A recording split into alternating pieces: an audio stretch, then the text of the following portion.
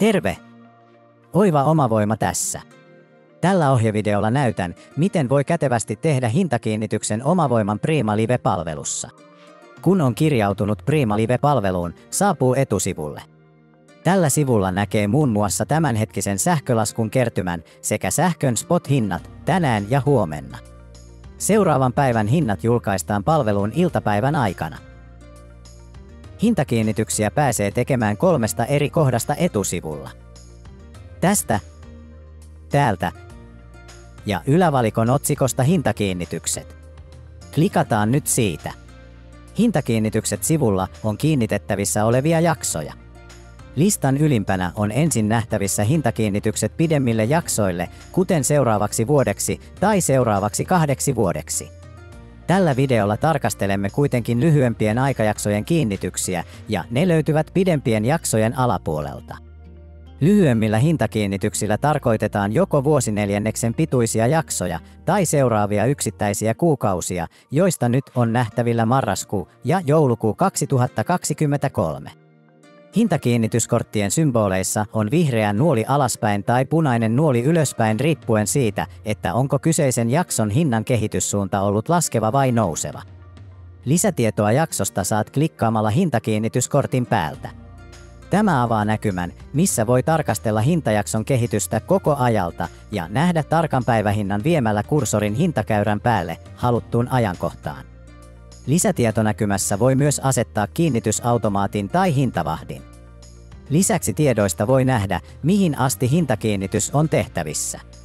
Kiinnityksen tekeminen ei ole enää mahdollista jakson alettua. Tehdäksesi kiinnityksen klikkaa Tee kiinnitys-painiketta. Siirryt hintakiinnityksen vahvistamissivulle.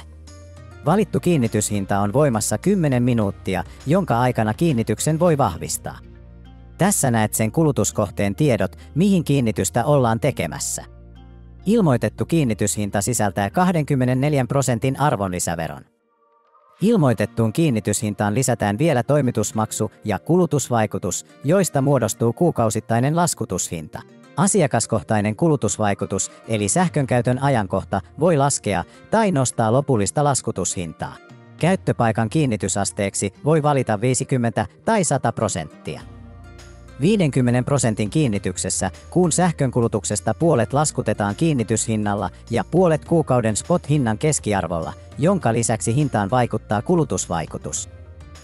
Kiinnitysasteen valittuaan näkee ennusteen kiinnitettävästä energiamäärästä ja sen hinnasta. Ennuste pohjautuu aiempaan kulutukseeni kyseisellä jaksolla. Tällä kerralla haluan valita 50% kiinnitysasteen. Ennen kuin voin vahvistaa hintakiinnityksen, minun tulee hyväksyä sen ehdot. Sähkösopimukseni siis muuttuu määräaikaiseksi hintakiinnityksen päättymiseen saakka, eikä kiinnityksen peruminen ole vahvistamisen jälkeen mahdollista. Kun olen hyväksynyt ehdot, voin painaa Vahvista-painiketta. Tämän jälkeen aukeaa vahvistussivu, mistä näen yhteenvedon hintakiinnityksestä. Yhteenvedossa näen kiinnityksen ajanjakson, hintatiedot, käyttöpaikan tiedot ja kiinnitysasteen suuruuden. Vahvistuksen tiedot voi tulostaa painamalla Tulosta-painiketta. Sitten painetaan takaisin hintakiinnityksiin painiketta. Nyt olemme onnistuneesti tehneet hintakiinnityksen ja voimme huolettomasti jatkaa arjen askareita. Oma voima. Paikallinen tekee hyvää.